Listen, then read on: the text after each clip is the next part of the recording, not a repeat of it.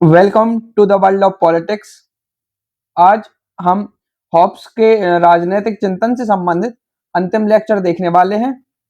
इसमें हम जो दो विपरीत विचारधाराएं या दो विपरीत सोच मानी जाती हैं, पहली व्यक्तिवाद यानी इंडिविजुअलिज्म, और दूसरी जो विचारधारा है वो निरंकुशतावाद की है।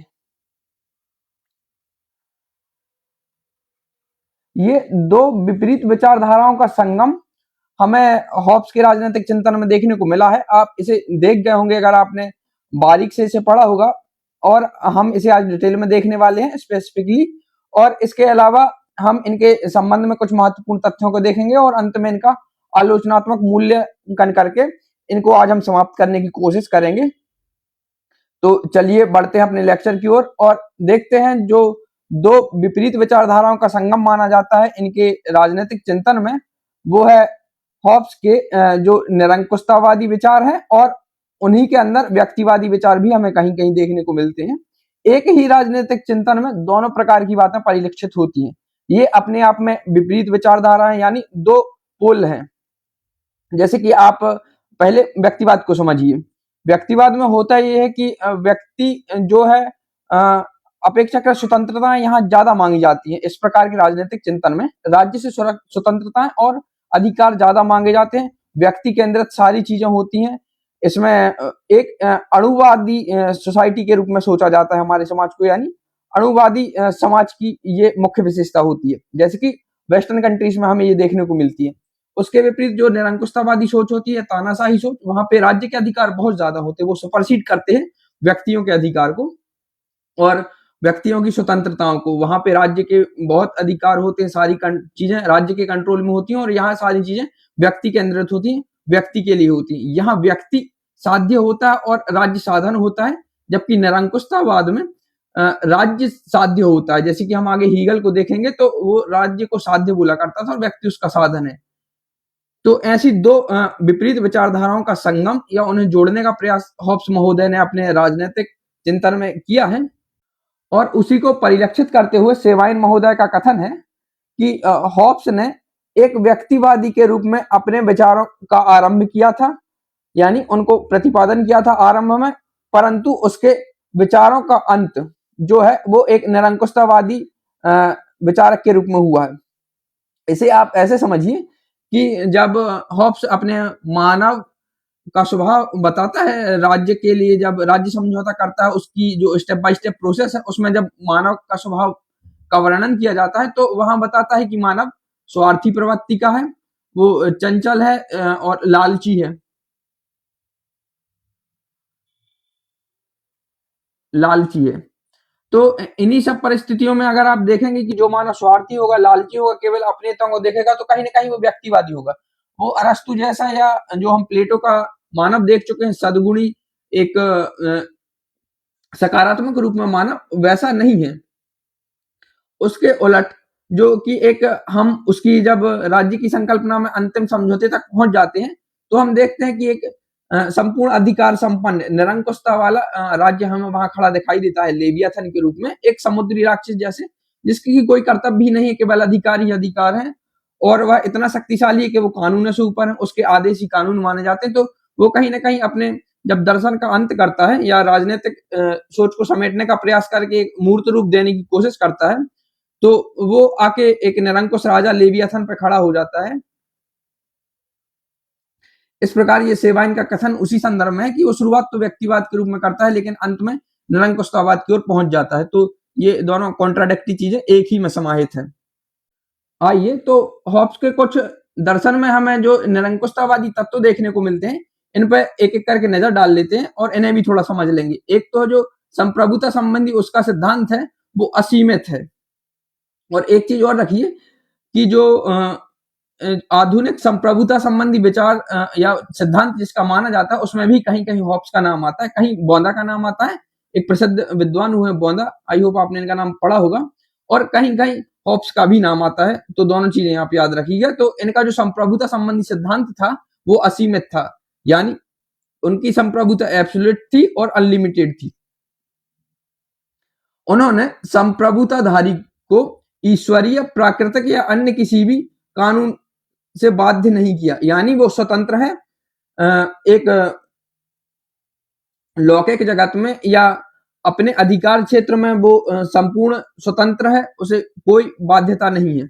जो राजकीय कानून है वो संप्रभु की आज्ञाएं मात्र हैं या संप्रभु के आदेश। एक हम शब्द और देखते हैं कि वो संप्रभु के आदेश से नहीं मानता है, तो जो इनका जो संप्रभु शासक है या लेवियाथन है उसके अंडर में कानून आते हैं, ना कि वो कानून के अंडर में आते हैं। जैसे कि आज हम विधि की अवधारणा को देखते हैं, तो जो शासन सत्ता में कोई भी हो, चाहे मोदी जी हो, चाहे मनमोहन सिंह जी हो या हमारे सीएम मोहन यादव जी हो, कोई भी हो, वो कानून के दायरे में आएगी। लेकिन अगर इस विचारधारा की बात करें तो ये बोलती थी कि राज्य के जो कानून है वो शासक के अंडर में आएंगे, ऐसा हॉब्स कहा करते थे। तो इसीलिए उनकी संप्रभुता अनलिमिटेड है और एब्सोल्यूट है। इस प्रकार अगर हम इसे कंक्लूड करने की बात करें तो जो संप्रभु है उसे लेवियाथन भी कहा गया है, वो एक राज्य का रूप है, उसे ही कॉमनवेल्थ कहा गया है। एक चीज और याद रखिएगा कि जो हॉब्स महोदय हैं, हम आगे जाके इसे पढ़ने वाले हैं, राज्य, सरकार और समाज, और कहीं ना कहीं एक शब्द और आप याद रखिएगा, शासक। इन चारों चीजों में मोटा मोटी कोई भेद नहीं करते। हालांकि नाम अलग देते हैं वो राज्य का, जैसे नाम देते हैं कॉमनवेल्थ, और शासक का नाम लेवियाथन, लेकिन मोटा मोटी वो अंतर कहीं नहीं करते, दोनों को एक सा ही ट्रीट करते हैं। तो वही बात यहाँ लिखी गई है कि संप्रभुता, लेवियाथन, राज्य और कॉमनवेल्थ पूर्णतः निरंकुश हैं, यानी किसी का कोई अंकुश नहीं है उन पे। इसके अलावा कुछ और तत्व देखने को मिलते हैं हमें, जैसे कि सामाजिक समझौता भंग नहीं किया जा सकता। आप समझ रहे हैं इसका मतलब क्या है कि एक बार समझौता हो गया, एक बार शासक आपने नियुक्त कर दिया, तो आप उससे पांव पीछे नहीं हटा सकते हैं, वापस नहीं जा सकते हैं, क्योंकि वो आप प्राकृतिक अवस्था में वापस पहुंच जाएंगे और वही जीवन रक्षा का भय हॉब्स को सता रहा है। इसलिए उन्होंने कुछ ऐसे उपबंध कर दिए हैं कि आप वापस लौट के नहीं जा सकते। इसके अलावा जो राज्य है उसके केवल असीमित अधिकार हैं, कर्तव्य कोई भी नहीं है, सिवाय एक, अगर एक्सेप्शन आत्मरक्षा को आप हटा दें इसमें से, तो उसके कोई भी कर्तव्य नहीं है, सिर्फ अधिकार ही अधिकार है, यानी वो एब्सोल्यूट है। तो ये भी कहीं ना कहीं उनके निरंकुशतावादी तत्वों से चीजें जुड़ती हैं। नागरिक, यही बात यहां कनेक्ट हो रही है, नागरिक असंतुष्टि होने पर भी कॉमनवेल्थ के विरुद्ध विद्रोह नहीं कर सकते। ये हमने उनके राज्य के स्वभाव में भी देख लिया था, और यहाँ भी वही बात है कि आप प्राकृतिक अवस्था में वापस पहुंच जाएंगे, जहां आपकी विवेकपूर्ण आत्मरक्षा भी नहीं हो सकती। इसीलिए उन्होंने इस अधिकार को भी नागरिकों से छीन लिया है, सवाए उनकी रक्षा के लिए।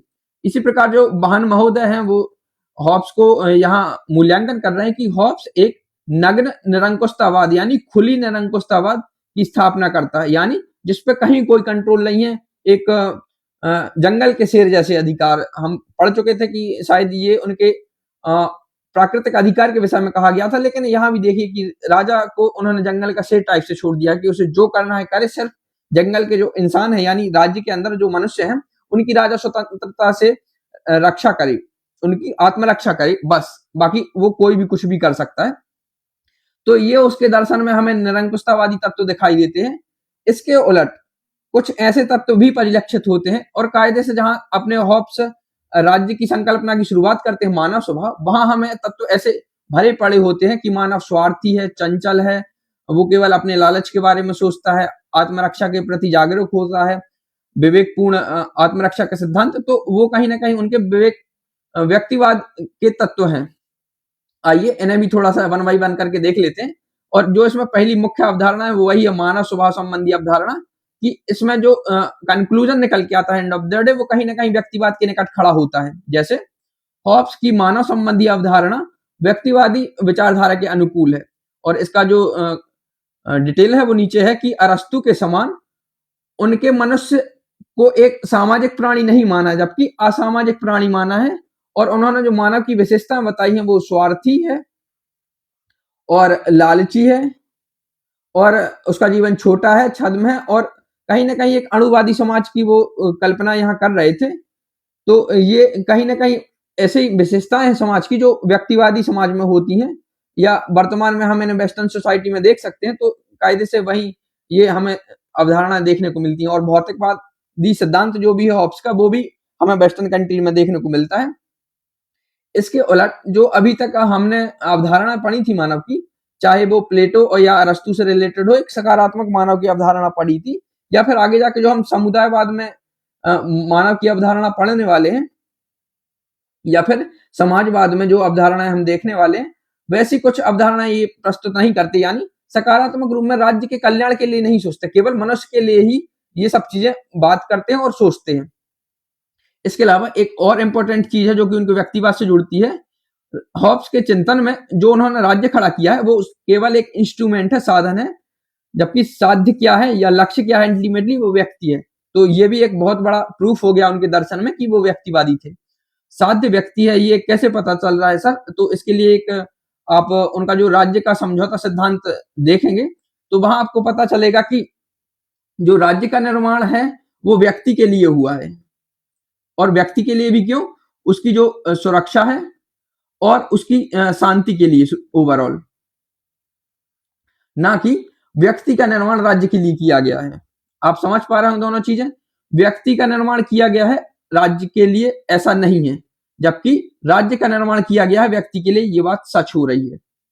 तो ये भी कहीं ना कहीं व्यक्तिवाद के तत्व है।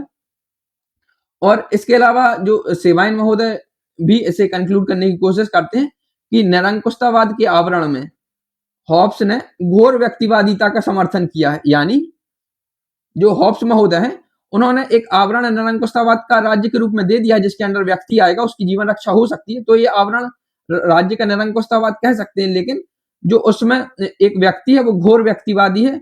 उसके आप स्वभाव की चर्चा करेंगे, उसके गुणों की चर्चा करेंगे, उसकी प्रकृति की चर्चा करेंगे, तो वो कहीं ना कहीं एक अणुवादी समाज में रह रहा व्यक्ति है।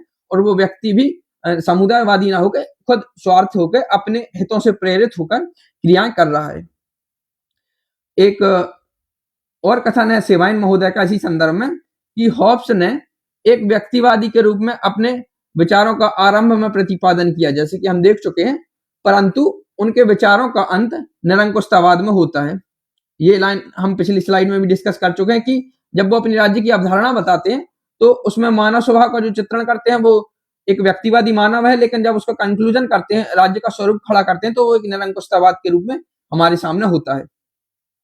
आइए अब इन दोनों अवधारणाओं के बाद कुछ और जो बिखरे बिखरे तत्व हैं उनको मैंने समेटने का प्रयास किया गया है हॉब्स के दर्शन से संबंधित, तो उन्हें भी हम देख लेते हैं। जैसा कि पहला ही कथन है कि गैलीलियो के युग में, यानी ये जो युग था हॉब्स का 15वीं 16वीं शताब्दी के समथिंग, वो गैलीलियो का भी युग माना जाता है और 17वीं शताब्दी भी। तो गैलीलियो के युग में हॉब्स राजनीति का गैलीलियो था। जी हाँ, कितनी बेहतरीन बात है कि वो गैलीलियो अपने फिजिक्स के क्षेत्र में होंगे, लेकिन जो राजनीति का गैलीलियो था वो हॉब्स था। और वो क्यों था? क्योंकि उसने जो मानव की यंत्रवत अवधारणा दी है ना, यांत्रिक अवधारणा, या फिर जो मानव को मशीन माना है, वो उससे संबंधित है।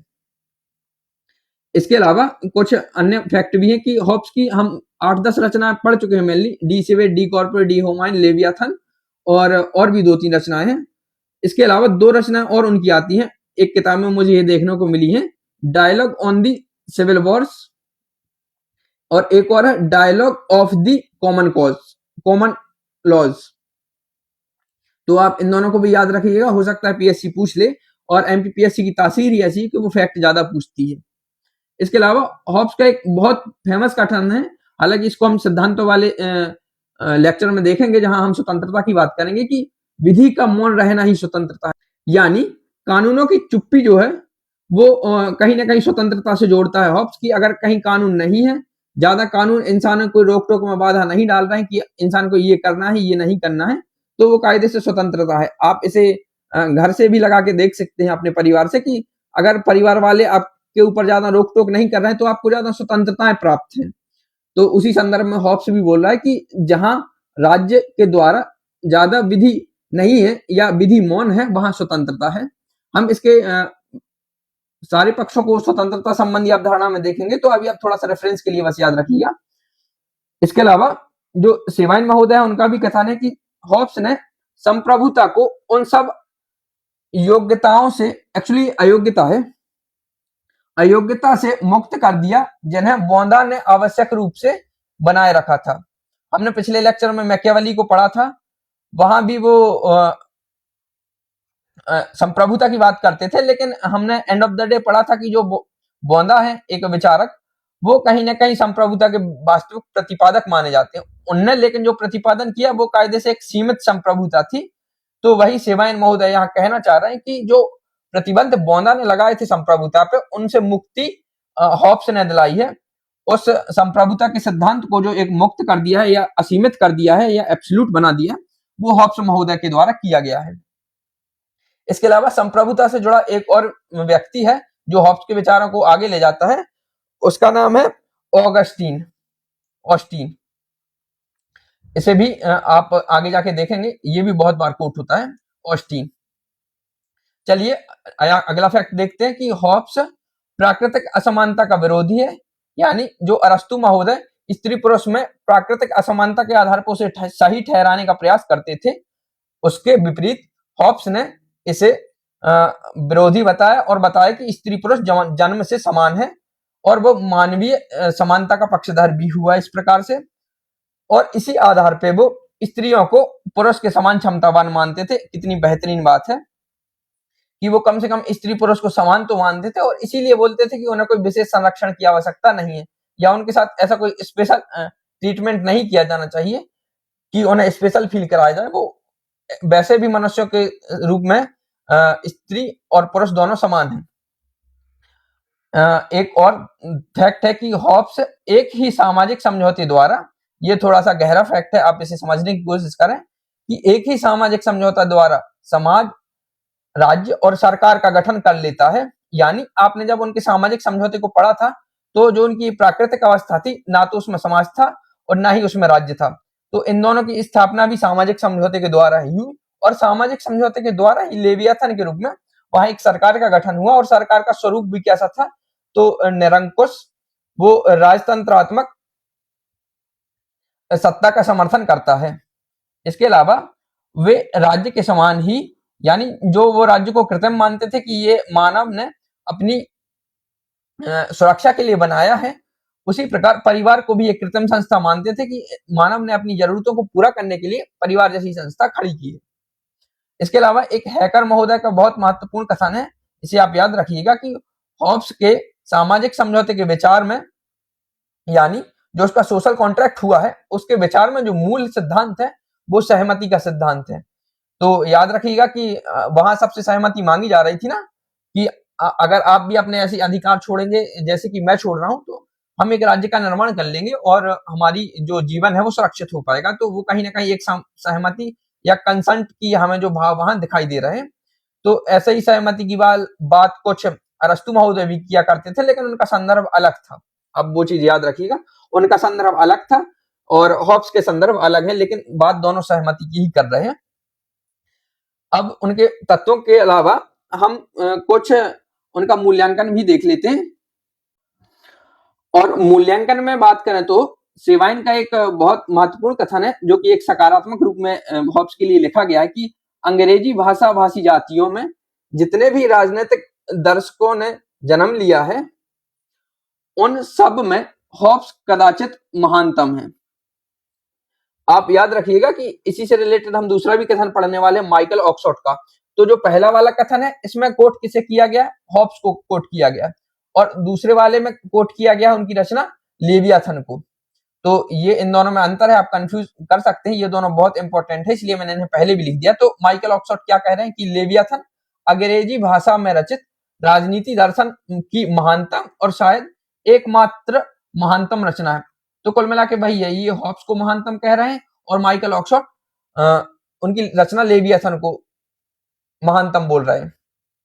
तो आई होप आप अंतर समझ गए होंगे। एक बार और फिर से देख लीजिए, लेकिन इसे क्लियर कर लीजिए कि जो सेवाइन महोदय हैं वो महानतम बोल रहे हैं उन हॉब्स को खुद को, कि ये अंग्रेजी भाषा भाषियों में अभी तक सबसे महान हुए, लेकिन जो माइकल ऑक्सफोर्ड हैं वो उनकी रचना लेवियाथन को अभी तक की महानतम रचना मान रहे हैं अंग्रेजी साहित्य में। आई होप ये दोनों क्लियर हो गए होंगे। अब कुछ जो उनको क्रिटिक हैं उनके नाम सुन लीजिए, आप ऐसा पूछ सकते हैं ऑप्शन में देके। और एक बार ऐसा क्वेश्चन आया भी है, मैंने देखा है कि 4 ऑप्शन दिए थे और बोला गया था कि इनमें से कौन कौन से विद्वान हैं जो शायद मैकियावेली का था, कि मैकियावेली के पक्ष में थे। तो ऐसे ही ये विपक्ष वाले विद्वान हैं, हॉब्स के हैं ये, कि हेनरी मोर, क्लेरेंडन, काउले, ये कावले जो हैं वो आपने इसे पहले भी पढ़ रखा होगा। इसके अलावा जो रॉबर्ट फिल्मर हैं आदि हॉब्स के प्रमुख आलोचक हैं। रॉबर्ट फिल्मर को हम कायदे से रूढ़िवाद में देखेंगे, और ये जो लॉक हैं उनकी भी एक रचना है टू ट्रीटिस, वहां भी कोट किए जाते हैं। जो कावले महोदय हैं वो इसे मालवारी का दैत्य कहते थे हॉब्स को। इसके अलावा क्लेरेंडन जो है वो हॉब्स के तीखे आलोचक हैं। वो जो नीचे आप जैसा कि उनका एक कथन भी देख रहे होंगे कि हॉब्स का दर्शन विद्रोह की प्रश्नोत्तरी है, यानी इसमें विद्रोह के अलावा कुछ नहीं है। ऐसे ही एक कथन और है उनका कि ये बोलते थे कि इनकी जो रचना है वो लेवियाथन, उससे ज्यादा मैंने देशद्रोह और राजद्रोह किसी पुस्तक में नहीं देखा जितना इस पुस्तक में है। इवन वो कहते थे कि इसे जला देना चाहिए, और बाद में इसे ऑक्सफोर्ड यूनिवर्सिटी में जलाया भी गया था डी सिवे के साथ, डी सिवे, और इसे दोनों को साथ में ऑक्सफोर्ड यूनिवर्सिटी में जलाया गया था। तो वही है कि क्लेरेंडन ने लेवियाथन को जला देने तक की सलाह दी थी। और एक और इनका फेमस कोट है क्लेरेंडन का ही कि जो लेवियाथन वो लिखी गई थी वो क्रोमवेल की चापलूसी में लिखी गई थी। तो आप इसे भी याद रखिएगा। इसके अलावा और इन्होंने भी क्रिटिक किया है, लेकिन जो सबसे इंपॉर्टेंट मुझे लगता है वो ये है नीचे सीबी मैकफरसन का। ये बहुत कोट होते हैं, ये समुदायवादी विचारक हैं, यानी मोटा मोटी आप समुदायवाद को ऐसे समझिए जो समाज की बात करते हैं, सामाजिक भले की बात करते हैं, और लोक कल्याणकारी राज्य की बात करते हैं, राज्य के दायित्वों की बात करते हैं। मिनिमम राज्य की बजाय ये ब्रॉड राज्य को एक मानते हैं, और नागरिकों के कल्याण की बात करते हैं, ये जिम्मेदारी वो राज्य को सौंपते हैं। तो वही बोल रहे थे कि ये कायदे से समाजवादी हैं या समुदायवादी हैं। तो हॉब्स जो व्यक्तिवादी चिंतन हमें दिखाई देता है, उसी कारण इनकी आलोचना भी करते हैं। इन्होंने हॉब्स को बुर्जुआ बाजार समाज का इतिहास लेखन बताया है, यानी जो हॉब्स हैं वो लेखक हैं किसके, बुर्जुआ बाजार समाज का जो इतिहास है उसके लेखक हैं। कायदे से ये मुझे लगता है जो सामाजिक समझौता उन्होंने क्रम बाय क्रम समझाया है उसको लेके कहा जा रहा है, उसी को इतिहास के संदर्भ में यूज किया जा रहा है।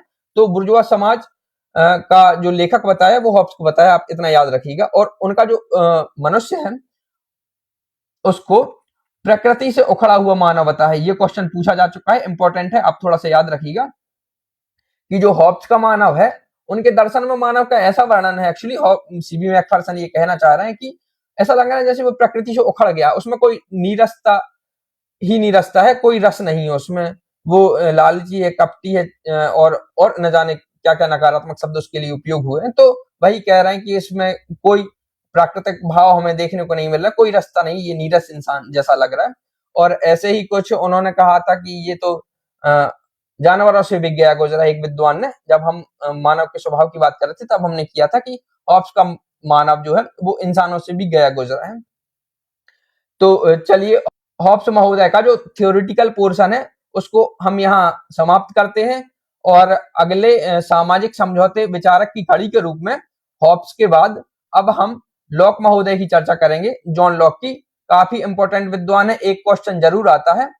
एक चीज और है कि अभी तक जो हमने अरस्तु और प्लेटो को पढ़ा है, मैं पूरी ईमानदारी से कह रहा हूं आपसे, और मैंने जो पिछले पेपर देखे भी हैं, इनसे बहुत कम क्वेश्चन आते हैं। ये एक तो बड़े विचारक हैं, बहुत ज्यादा इनकी चीजें हैं, और नई नई बहुत सारी चीजें आ सकती हैं। आप पुराना जितना याद करके जाइए, अगर एग्जामिनर अच्छा है, अच्छा पढ़ने वाला है, या वो कसम खा चुका है कि हमें कुछ नया ही देना है, तो इन दोनों में से निकाल लेगा। लेकिन जो चाहे सामाजिक समझौतावादी विचारक हो, या इनके बाद में जो रूसो आएगा वो भी इन्हीं के विचारों से रिलेटेड है, सामाजिक समझौतावादी ही है। तो ये थोड़े से आसान पड़ जाते हैं, इनका दर्शन लिमिटेड है कायदे से, और क्वेश्चन भी अच्छे से आते हैं, खासकर लॉक इनमें सबसे ज्यादा इंपॉर्टेंट है। तो कल से हम लॉक के ही विचारों को पढ़ने की शुरुआत करेंगे। धन्यवाद, हैव अ नाइस डे।